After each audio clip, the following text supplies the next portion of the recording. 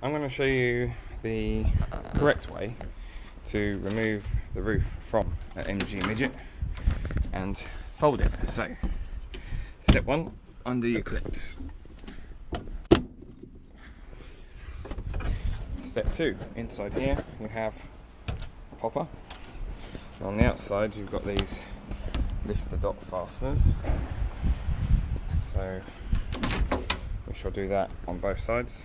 Undo the popper, lift the dot fasteners, and we can lift the roof back. This is not going to be easy one-handed, but essentially what you need is the roof folded down across the boot and the rear side windows sticking out the side. Now I've found a technique where if I grab hold there, which is the bit on the sort of flap above the window, and pull,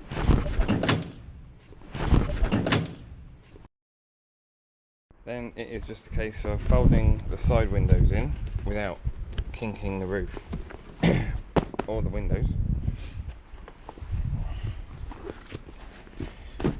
and fold it in. And for this I'll have to put the GoPro in my mouth.